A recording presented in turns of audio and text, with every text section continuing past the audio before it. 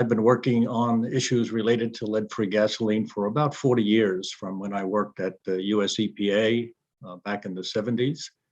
And since then, I've worked in many countries around the world that have been wrestling with the issues associated with lead-free fuel. So it's a great pleasure for me to be here and to moderate this celebration that we're carrying out today. Lead was discovered as an additive to increase the anti-knock properties of gasoline in December of 1921, 100 years ago.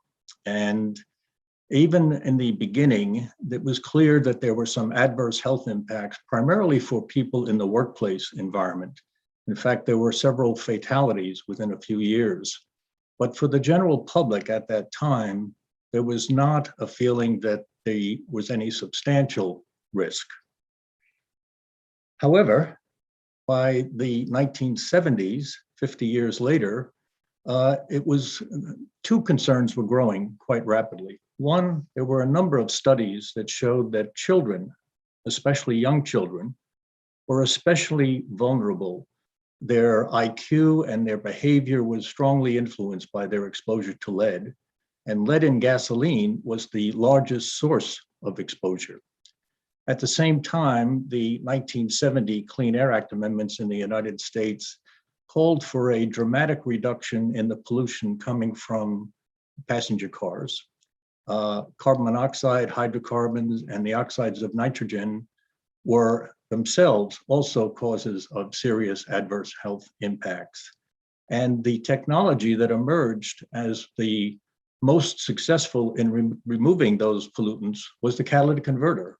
And it turned out the catalytic converter was poisoned by lead.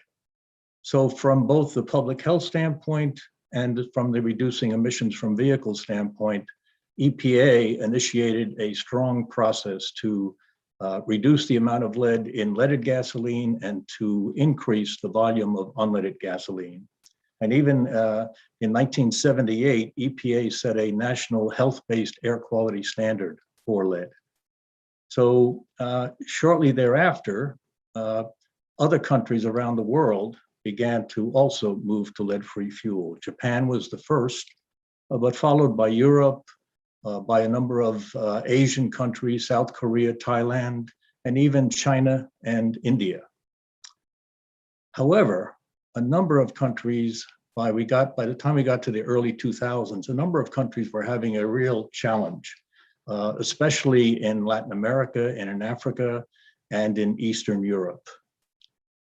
Fortunately, around that time, UNEP, the United Nations Environment Program, decided to set up the Partnership for Clean Fuels and Vehicles to help these countries move to clean vehicles and fuels.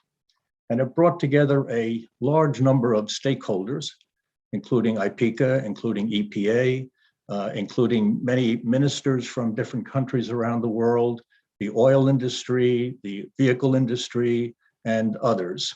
And the first meeting of this partnership called for the initial focus to be on helping these countries move to lead-free gasoline.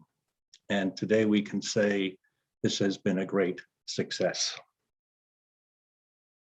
We are fortunate today to have with us an outstanding panel who can tell us about some of the work that they've done and some of the activities going forward. We're going to start our workshop today, our meeting today, with a video from the leader of the Secretary General of the United Nations, Antonio Guterres. Then we will have a presentation from Ms. Inger Anderson, the head of UNEP, the head of the organization that's been serving as the secretariat for the partnership since its beginning. She'll be followed by Luc Nakaja, who is the former minister of Benin and the former executive director of the UN Convention to Combat Desertification. Our third panelist will be Janet McCabe, who is currently the deputy administrator of the US Environmental Protection Agency, and she can highlight some of the remaining challenges that we have with children still being exposed to lead from other sources. And Finally, we will have Brian Sullivan from IPECA. IPECA was one of the founders and one of the strongest supporters of the partnership since its beginning. And he will talk about some of the critical role that the private sector has played in the success of the partnership. Before we turn to the video, I'd like to mention to the media, please, if you have questions, type your questions into the Q&A box on your screen, along with your name, the media outlet you're representing, and if you're addressing your question to a specific panel member. And you can start putting those questions into the pipeline right now if you already have some questions. I think at this point we can start the video.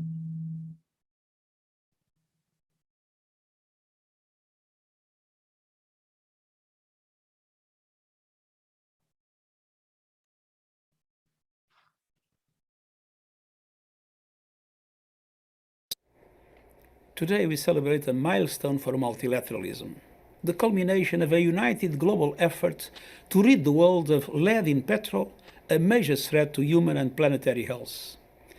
This international success story comes after a 20-year public-private initiative led by the United Nations Environment Programme. When the campaign began, 86 countries were still using leaded fuel. Today, there are none. Lead in fuel has run out of gas, thanks to the cooperation of governments in developing nations, thousands of businesses, and millions of ordinary people. Ending the use of leaded petrol will prevent more than 1 million premature deaths each year from heart disease, strokes, and cancer. And it will protect children whose IQs are damaged by exposure to lead.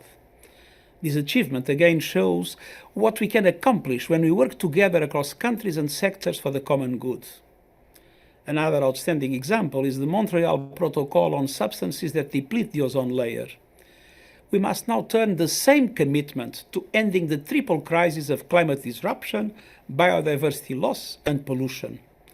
We need to shift from fossil fuels to renewable energy.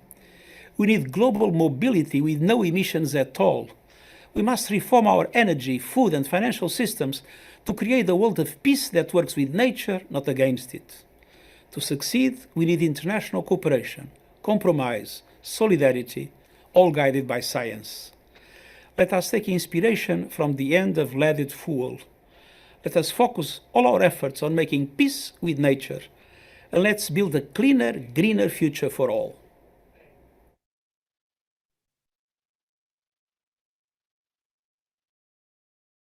Thank you, Mr. Secretary General. Inger, can we turn to you?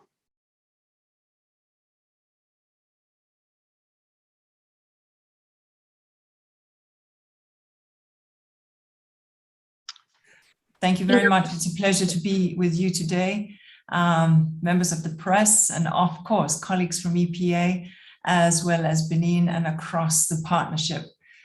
This press conference is very important to us, and it gives us great pleasure to speak today, because leaded fuel illustrates in a nutshell the kind of mistakes that humanity has been making at every level of our societies, the kind of mistakes that have brought us to the triple planetary crisis, the crisis of climate change, the crisis of biodiversity loss, and the crisis of pollution. Now, companies added tetraethyl lead, TEL, to petrol to improve fuel combustion, as we just heard. But this TEL was emitted in exhaust fumes, causing airborne pollution and soil pollution. And later on, TEL also damaged the catalytic converters that reduced up to 95% of the common air pollutants. So you've already heard about the great damage that these issues caused to human health, as well as to our environment, especially, as we heard from the SG, to children. But basically, industries rushed to adopt this first and cheapest technology that worked, despite its grave implications for environmental health and for the environment, while ignoring sustainable and clean technologies. And that kind of sounds familiar. But in the global response to leaded fuel, shows that humanity can learn from and fix mistakes that we made. We got where we are today thanks to this innovative public-private partnership for clean fuels and vehicles, the PCFV, for which UNEP provides the secretariat. We got here with the cooperation of over 75 members of this partnership, including governments and industry and international organizations and independent experts. We got here through a campaign designed and implemented by UNEP with close involvement of these partners to eliminate the use of leaded fuels in 86 countries. Now, this wasn't easy. We had to overcome resistance from companies producing the lead additive. We sparked investments to replace lead while maintaining the same octane levels. We overcame concerns over the pricing of the unleaded fuels. And we supported countries who were dealing with conflicts or stocks of TEL. So the success we note and celebrate today provides some clear lessons on dealing with environmental challenges, lessons of the need for independent science, for innovation, for free media, and for clear and objectives and goals that are focused on interventions, messaging on the benefits for people, and high-level political commitment and leadership.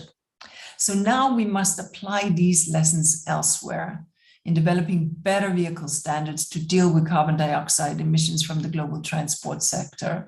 We transition away from fossil fuels, in ridding the world of single-use plastics, in restoring forests and other degraded ecosystems, in protecting wildlife. We can do this together in partnership, but we will only succeed if we work together, as we have done to end leaded fuels.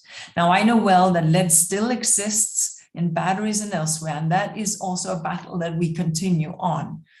But as governments, as the UN, as civil society, as producers and consumers, it's only by working as a global community, only by being guided by science, that we can end the triple planetary crisis. Thank you.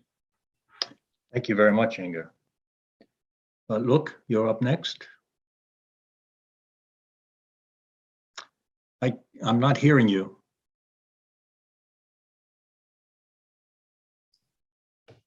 Can you hear me now? Yes.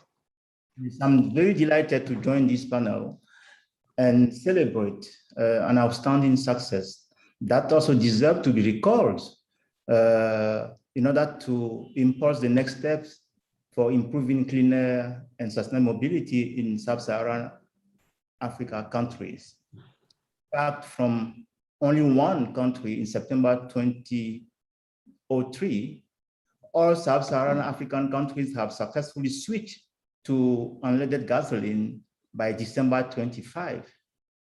In Benin, airborne lead pollution in cities was topping the list of environment-related health issues in 2000.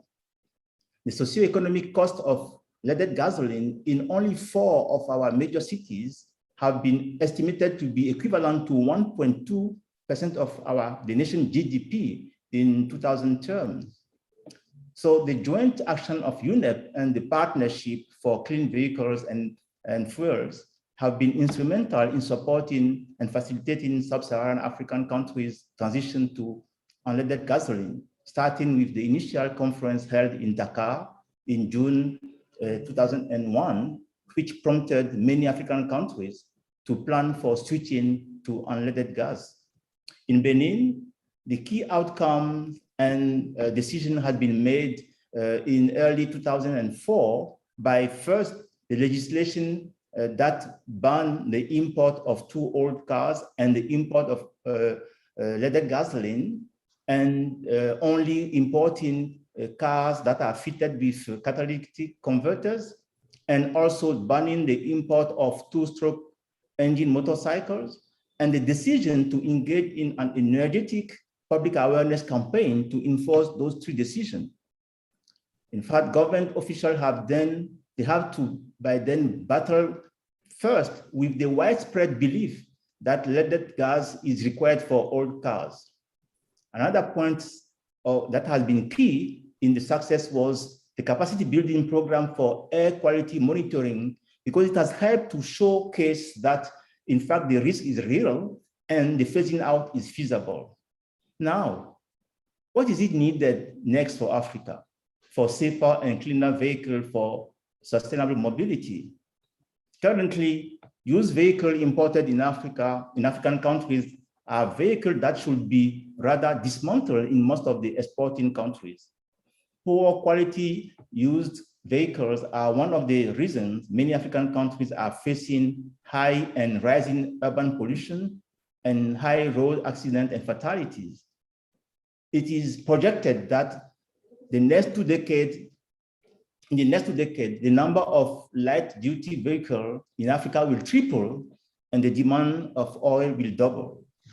African governments are contemplating the adoption and enforcement of minimum standards to ensure that used vehicles imported in Africa meet the minimum environment and safety requirements, some of them known as Euro 4. This will lead to, first, the phasing out of jalopies, vehicles that are sometimes up to even more than 30 years old from African streets, and the banning of the import of low quality and highly polluted used vehicles. The contemplated target being to make the African vehicle fleet up to 80% cleaner and reducing road accidents by up to 50%. So far, only 2 African countries have made the move, but many others are likely to follow suit, such as the ECOWAS countries, who have already agreed to implement from this year, 1st January this year, an harmonized plan and specification on vehicle emission standards.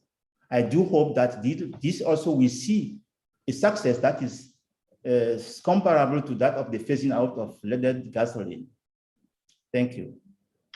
Thank you, Luc. And it's interesting to note that the partnership has already had a working group with a lot of input from the participants on getting a good policy in place to deal with the import of used vehicles. So it's very important that you raised that issue so clearly.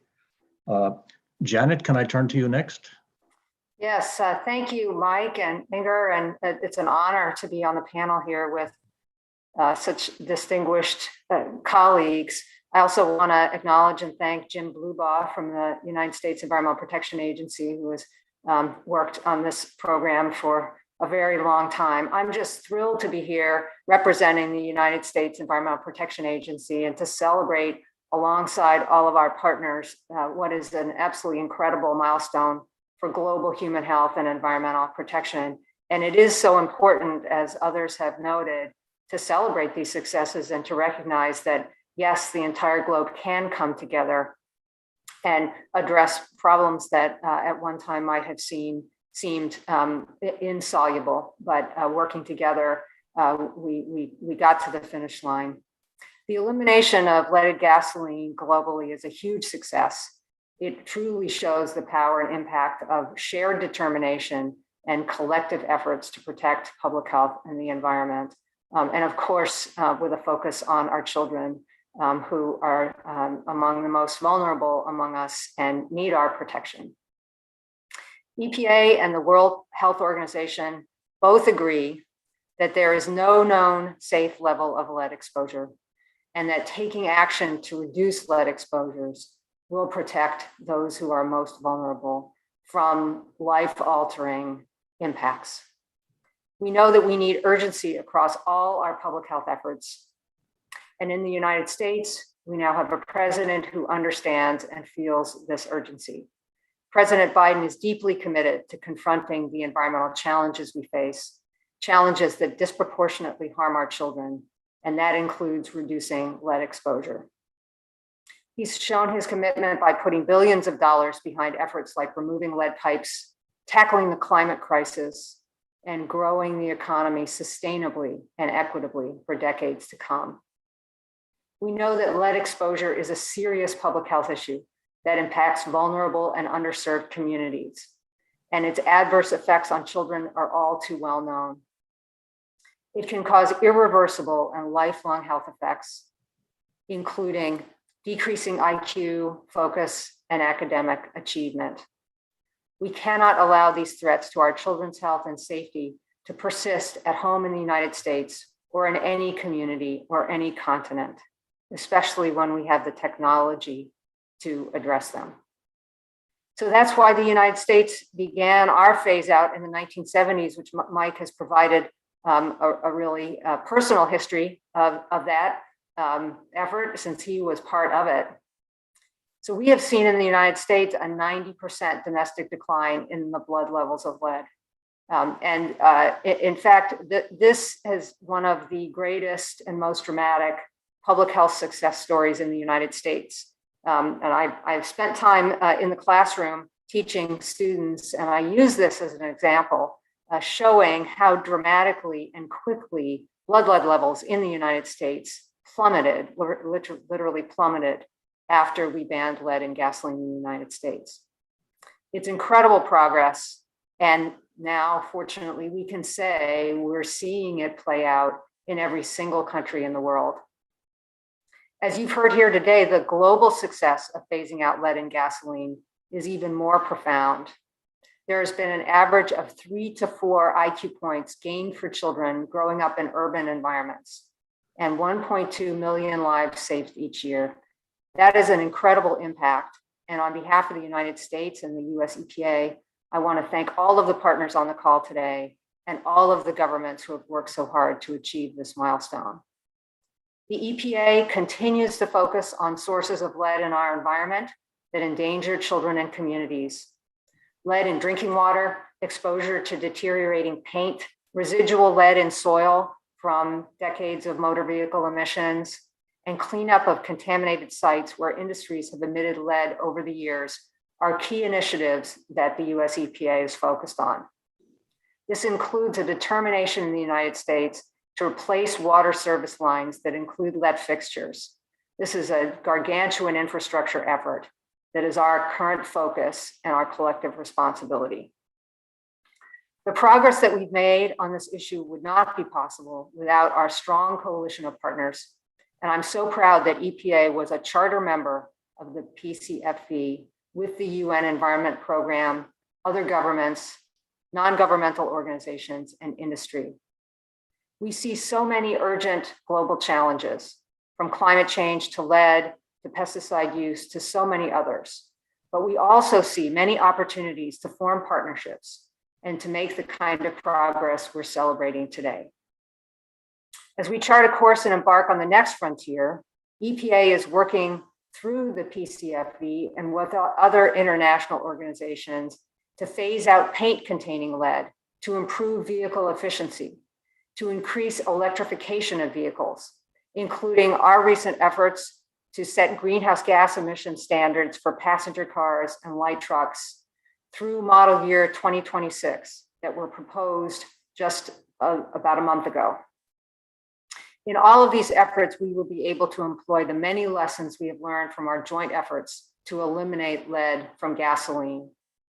And just like addressing pollutants that were affecting the ozone layer, just like other issues where we have come together as a globe to address issues, this particular one, lead in gasoline, will go down in the history books, and we will remember when we were all part of an effort that eliminated this threat from our environment. Thank you again for having me, and congratulations again on this important milestone. And I so look forward to working with all of you on the challenges ahead of us. Thank you, Janet. It's really great to see the vision now going forward and the movement toward addressing the climate change and electrification of the vehicle fleet, and seeing what lessons we can learn from having this global approach to dealing with lead phase out, and how that can help us now in dealing with these other problems, more serious problems perhaps going forward.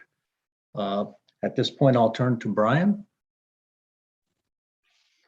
Okay, thank you, Mike. So thank you very much for including IPCA in this momentous occasion. It was a privilege for the association and its members to be a member of the Partnership for Clean Fuels and Vehicles. For those of you who don't know, IPCA is a non-lobby industry association for advancing environmental and social performance across oil and gas and the energy transition in the context of sustainable developments. Our members comprise leading companies from around the world, accounting for around half the world's oil and gas production and an increasing share of renewables. And we are the industry's principal partner for dialogue with the UN. And one of our roles is to promote UN conventions and protocols to the industry and to promote environmental and social good practice across the energy mix covered by our membership.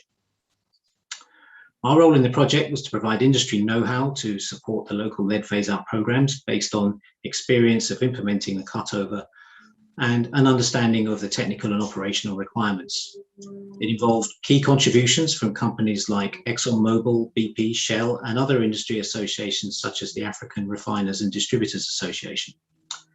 And the industry supported government to set up downstream policies to support unleaded gasoline production, initially by convincing them of the benefits of doing so, and then enabling them to scale up through imports and changing gasoline stocks, and in some cases helping local operators and owners build units to produce high-octane gasoline at refineries.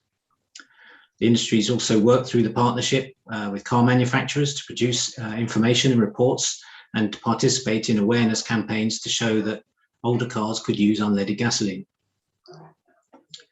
And working through IPECA, oil and gas companies provided technical inputs, references, and resources to help governments, engineers, and refiners and marketers plan and execute the phase-out.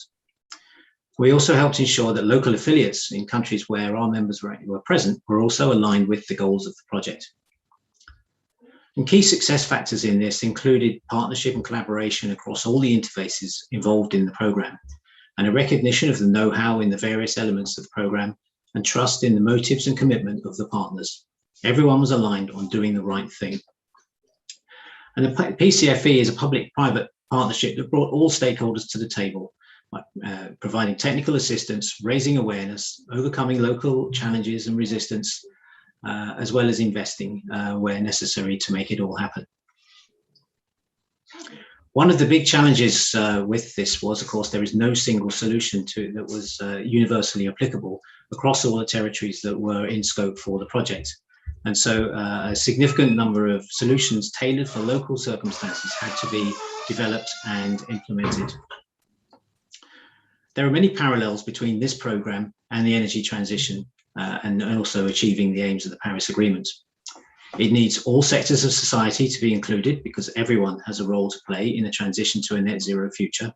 And this includes the oil and gas industry, who are already deploying their know-how and resources to reducing not only their own emissions, changing their business models, and also to help reduce the emissions of consumers associated with energy and transportation. But there's a lot more to do, and it's becoming increasingly urgent. But higher achievement and faster progress is enabled by an inclusive approach. And a project like this one and a partnership like the Partnership for Clean Fuels and Vehicles gives an indication that changing the global energy system is challenging and requires multi-stakeholder collaboration. And IPECA and its members are up for the challenge. And we wish to thank the partnership for its achievements and congratulate them on this, and in particular UNEP for lending its support and leadership and infrastructure to make it happen. Thank you. Thank you, Brian. And it just reinforced the critical role that industry did play in the partnership and providing technical expertise that the industry is unique to be able to provide. So it was very, very critical to the success and will be critical to the success going forward in things like climate change and other global issues that we're dealing with. We now have about a half hour to take questions, and fortunately we have received a number of questions already. Let me bring up some of them. The first question we got was, we have a couple of questions to start you off. One is, notwithstanding this achievement, the transportation sector continues to be about a quarter of the global CO2 emissions. Does this achievement give you hope that this transition to electric vehicles and away from fossil fuels will be accelerated? Janet, you already answered that question in part. Are there others that have comments they'd like to make on that question? Yes, maybe I could. Yes. Simply to say that, you know, as countries seek to legislate and enable that, and that's exactly what Janet McCabe was referencing, and as industry leans in, you can see these shifts. which is why we at UNEP are working on electric mobility across, especially Africa. And it's interesting to see how many countries are in fact very interested in this shift. So like any significant technological change, it will take time. But if, for example, on public procurement, one leans in on electric mobility, you can all of a sudden begin to shift the market once obviously the infrastructure is there. So it is very interesting and certainly something that in our electric mobility program at UNEP, we're very much seeking to push. Let me just leave it there. But it becomes a very important element of the commitments in a number of countries, NDCs. It is not just a wealthy country issue. Thank you. Yes, that's a very good segue into the next question that should go to you as well, which is what were some of the major obstacles that UNEP and the partnership had to overcome to achieve this great success? Oh, there were a number of them. I mean, first, and Luc referenced one, there were myths that were put out there, you know, that old cars, cars that are not made for unleaded fuel could not drive, that the engine simply wouldn't work. So that was sort of a false myth. But there was also bribery. In fact, 2 cases in the UK were in the US convicted in court where officials kept buying and create stocks. So these are on the record with court records behind them. And so I think there were any number of obstacles to be overcome. And then, of course, we have to accept that the refineries had to redo their refining processes, so to speak, and there was cost associated with that. So for a while, we also saw these higher prices, which meant that people might have been reluctant to buy the unleaded. So it took all of these things to become overcome. We're very happy that we are here today where the last country has phased out, and we now can say that all are lead-free in petroleum or in gas, whichever word we want to use. Excellent, thank you. And that, I think, answered also a question that Molly Taft from Gizmondo had. What was the #1 and most important move or strategy for the partnership? I have another question from Javine Varvinden from CNN.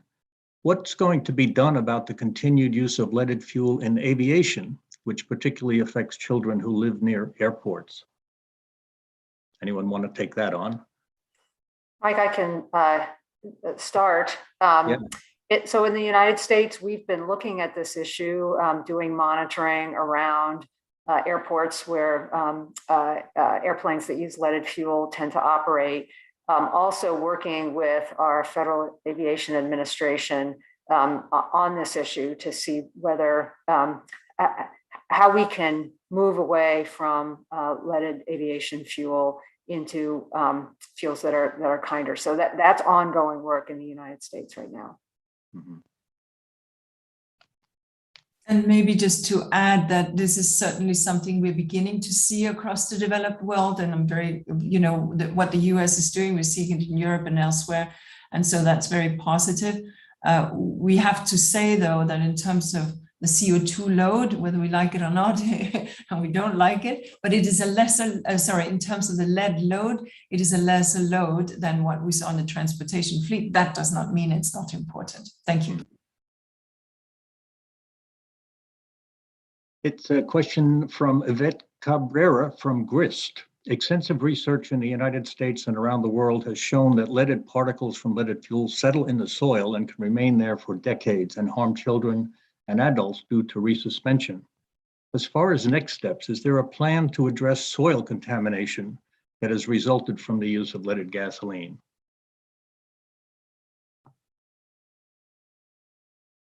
Brian, maybe you could take that on? Thanks. I think this is probably not one for me, actually, as I I think it's moving a bit further away from industry activity. But if there were programs that we could add value to and help, we would certainly look into it. Mike, I can't speak to international efforts, but I can say that in the United States, we do have this issue. There are many neighborhoods and communities where the soil in people's yards is contaminated with a combination of legacy auto emissions, deteriorating lead paint, and depending on where they are, sometimes industrial emissions. Sometimes those areas end up being so contaminated that they get onto a cleanup list through one of EPA's cleanup programs. But there's also a lot of efforts to educate the public about how to protect their children when they have these situations. There are local programs that will test lead in people's yards. There's advice about making sure that you don't grow vegetables. You use container gardens, raised beds if you're going to grow vegetables. The way you can put mulch down or other coverings to make sure that the soil doesn't become dusty. Hygiene, indoor hygiene to make sure that lead doesn't get tracked into the house. So a lot of that, because this is so ubiquitous everywhere, including the United States, we have to have very strong public health messages about how people can themselves protect their children when they're in that situation. If I may add to that, Yes. Mapping out those areas and ensuring that they are taken into consideration, especially in the UN Decade on Ecosystem Restoration, will certainly help to consider restoration in a larger scale. That is the one of restoring degraded ecosystem. That's what I would like to add to what Janet have said. Mm-hmm. Very good. We have some additional questions. Let me bring them up here. From NPR, a question actually to Rob, if he's available. It's from Camila from NPR. Can you describe the kind of resistance from PEL manufacturers and what it took to successfully counter those efforts?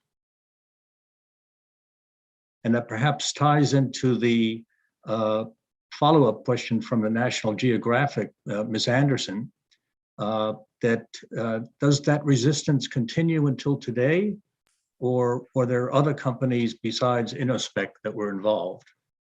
Sorry, I think we've already responded to that question. Besides Rob cannot speak. He's not on the press conference. He doesn't have access. Yeah, I think you did respond. Yeah, but I think I responded to that question already, Mike, where I spoke about court cases in the UK and the US. I spoke about myths being propagated. I spoke about the price differential. I spoke about, actually, there were some of our local partners who were threatened, some even very seriously threatened for trying to introduce unleaded. This has been a journey of 20 years with a lot of obstacles. And so it sounds easy, done, check mark, but no, it has been a long journey involving many, many complexities in a number of countries, which is why today is such a remarkable achievement and landing spot. Thank you. That's very true. The question from the Daily Mavericks, Our Burning Planet, raises the issue of, can leaded fuel and the effort to get rid of leaded fuel serve as a blueprint to phase out coal? And if so, what are the lessons we've learned that can be translated to this other important issue? Maybe I take a stab of it and then I'll hand it over to Janet. First, let the science speak, right? Let the science speak. Let's understand what it does to our health, the cost, the digits that it shaves off our GDP in terms of health, in terms of environment, etc. Then obviously on the climate side, I don't need to speak to that in terms of CO2 emissions.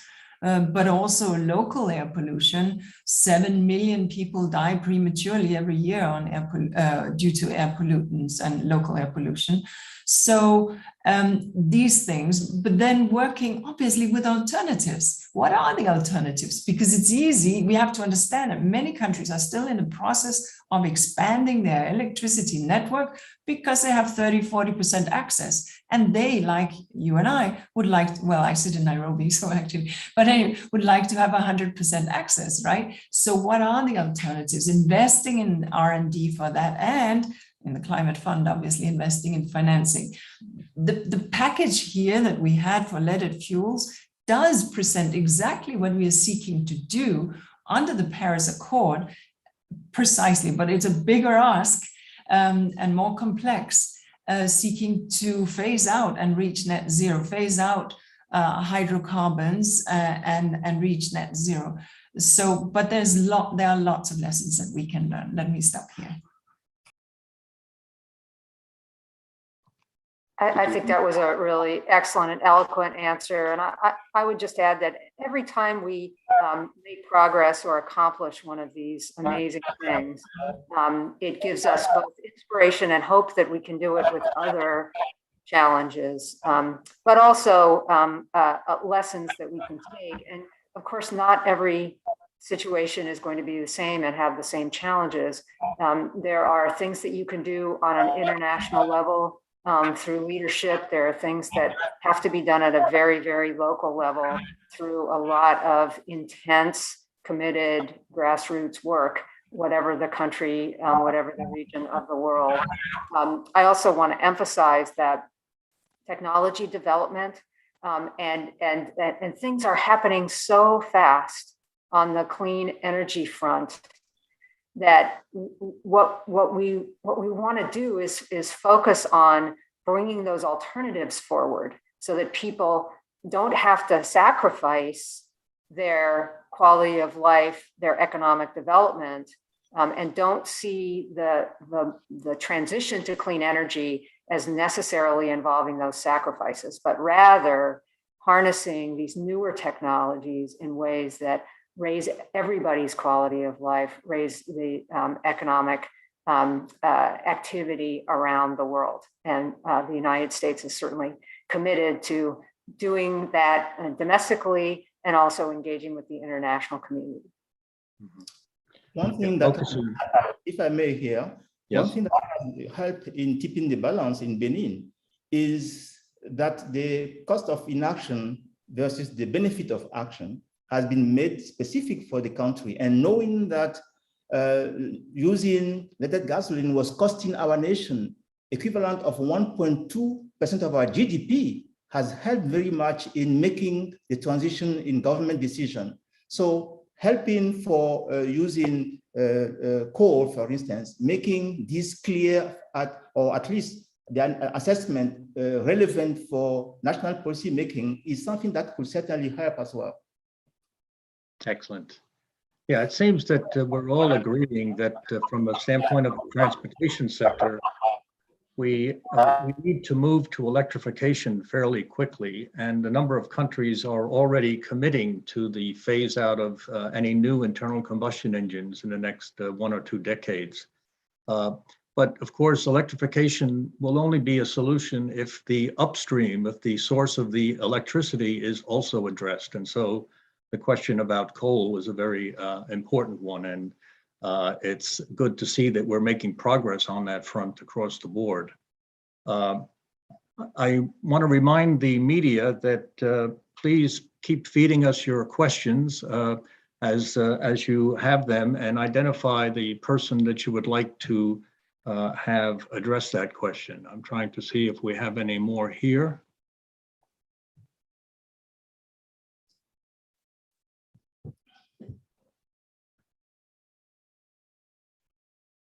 I do not.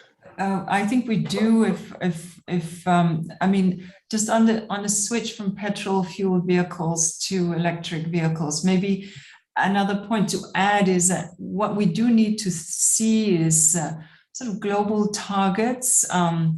Obviously, a clear roadmap, harmonized approaches. remember, we all have, remember when you sort of every adapter had its own thing. We need to sort of make sure that there's a degree of harmony, and this is an industry thing, as well as a rollout, especially for countries that are not producing but importing vehicles, so that if you import from one place and the other, it will work on the same systems. This needs to be industry-led, but it's very important that we, and here again, we have a number of myths. The car cannot drive, they don't have the same oomph, I don't have the same feel, whatever it is. These myths we also need to bust. And so there are any number of things here on the electric vehicle side that we need to address. And maybe while you're looking at the next question, I'll just fill the question on, so back in 1922, should we sue these people? I don't think it's realistic.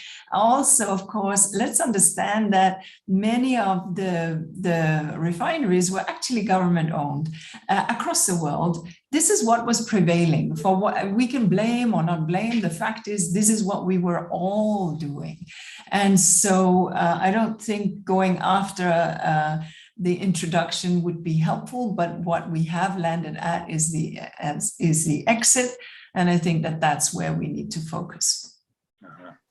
On the move, the global move to a more sustainable fleet in the world, I think there is a need for more cooperation between those who produce cars and those who will consume them, and a kind of a way to enforce a type of cradle to grave type of responsibility for car makers on one side. On the other side, to ensure that there is a kind of compliance mechanism between those who export vehicles, especially the old one, and those who import them, and to agree on a way to ensure that no vehicle that is to be dismantled is exported.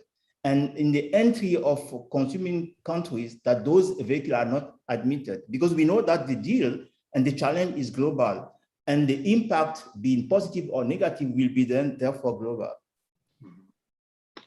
Yeah, I think we've also all talked about the impact of cleaning up cars, but it's also important in many countries to address things like two-wheeled vehicles and three-wheeled vehicles. And I know the partnership has also had a strong initiative on addressing those vehicles and bringing about electrification of those vehicles. And of course, other countries such as India are very active in that arena as well. Another question here from the AP, from Frank Jordans. Can you explain what the claim of 2.45 trillion savings for the global economy is based on, and what impact does the continued use of leaded ab fuel have? Yes, if I can. I mean, obviously, it's a ballpark number, we should not forget. But looking at the kind of costs that we are seeing, and it's based on scientific studies, but then you round it out from various scientific studies. So really, the kind of costs that we've seen in terms of health, there are interesting studies that, so what happens if children are highly exposed? It's sort of the alternate futures that they had. What would have happened if they had been not exposed, and therefore their IQs not impacted, and income lost? What are the premature deaths that happened? What is the lost income that might have happened from that? So it's let's not over sort of define or focus on this. The point here is that by having lead in fuel, there was a cost to society. The cost of environmental degradation is real. It shaves off digits of the GDP due to health, due to environmental impact, due to loss of earnings, due to sick days, due to hospital costs, due to loss of opportunities from child brains that were not allowed to develop as they would have otherwise. It's comprehensive studies that have been done. And so rounding this out, this is how this number, this very, very ballpark number has been arrived at. Yeah, and as a father and now as a grandfather of young children, I watch and observe how much effort my daughter expends in trying to make sure they get good schooling, especially during this pandemic, which we're all struggling through.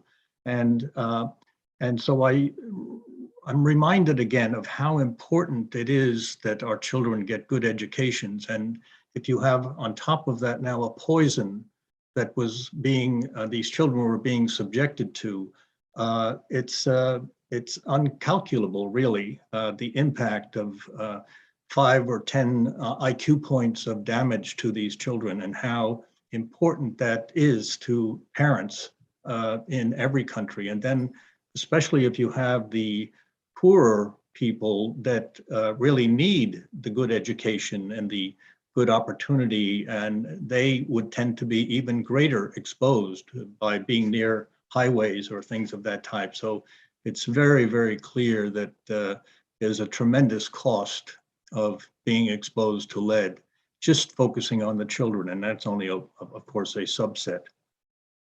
Let's see if I have any more questions here. I can help you out a little bit, Mike. We have a couple more questions. My name's Keisha. Please. Yes. So we had one from Jeff Lean from the Telegraph, who says, Inga, what were the sustainable alternatives to leaded petrol that were rejected at the outset?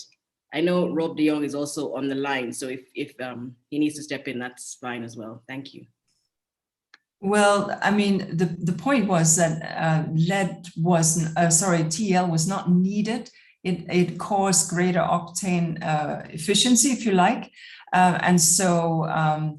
But there was not. You don't actually. The alternative is not the conversation. So it's rather exiting the TL from the petroleum source. I would suggest that Brian takes this question further. I would also suggest that Brian takes the Algeria question, if I may, just because that is the one from Camilla from NPR, if I may. Sorry to lean in on this, but I just thought great. it would be useful. Hello. Hello. Can I share my concern? Do you hear me? Yes. Yeah, thank you very much. Sorry, I joined in a little bit late. I was disturbed with the internet here in Africa, specifically Uganda. The internet is not very clear. My name is Eric. I'm a media personality and a climate champion in Uganda. And riding from what has been shared, we seem not to have scientific evidence on the effect of lead, particularly as one has been saying that the exposure of for the young people who are staying along the highways, and we don't have that scientific evidence. It would be very important that we argue, even before we think of alternatives, we must have the scientific evidence of what exactly is impacting, what exactly is coming with lead, as opposed to non-lead petroleum. I think that would give us a very good case before we advocate or before we prioritize. We try to champion the unleaded petroleum use, even as we look for alternatives. So I would request that let's be guided as media personalities in this campaign, where the scientific evidence, particularly in Uganda, I've not seen that scientific evidence. So I need to be guided from that point. Thank you so much, Eric. Great. I think we have time for just one or two last questions. The one Inga mentioned, which is the second question from Camilla at NPR. How did we determine that the final stockpile had been sold in Algeria? And how confident are we that this truly is the last supply of leaded petrol and there won't be any, say, black market trading? So I think this was going to you, Brian, and perhaps you wanted to contribute to the previous question Inga addressed as well. Thank you. Okay, well, I don't really have anything to say about the Algeria story because the issue associated with the TEL was not one that we were directly involved in. So unfortunately, I can't really help on that. I don't have the history. Perhaps Rob. I will come in after you. Yeah. So I think Inga mentioned the cases that that led to the stockpile in Algeria building up, so I don't really have anything to add on that. Inga? And maybe just to comment, no, I was, since Brian, he actually, the very good thing is that the industry, there are standard bodies that take fuel samples, that check the fuel content, that publish on this stuff. And the Petrol or the PCFW have been checking fuel sampling across the world. And we've even sampled sometimes fuels ourselves. We at UNEP and have them checked in labs. So we are very confident. It took some years to get to where we are now. But in Algeria, they have cleaned their systems, cleaned their pipes, cleaned their infrastructure. So that's very good. And so from July, they switched. And this we can underwrite as UNEP. So yeah, that's where we are at. And fuels have also been, we've also ensured that fuels have been bought on the market and sampled and checked. So we do know. Thank you. All right, I think we only have time for one more question, if there is any other question. If not, I'd like to thank all of the panelists for their contributions, not only today, but over the course of the last 20 years in the efforts to get lead out of gasoline. It's really a tremendous success story. And I'll turn it over to you, Inger, for any final comments. And thanks again to the leadership that UNEP has provided through the partnership. And I look forward to the work going forward. We're not finished with cleaning up vehicles yet. It's when countries lean in that we make change. And we are here together with the EPA because EPA was an early mover. We're here together with Benin because Benin was part of this solution and a strong voice in Africa. It is when we come together with industry that things change. We're here together with IPIECA for this very reason. So I'd like to thank all the partners that have been part of this partnership to land us where we are. We have other challenges ahead, but we count on each and every partner. So deep thanks to you, Janet, to Luke, to Brian, and certainly also to you, Mike, for today. Thank you and greetings from Nairobi. Thank you. I think we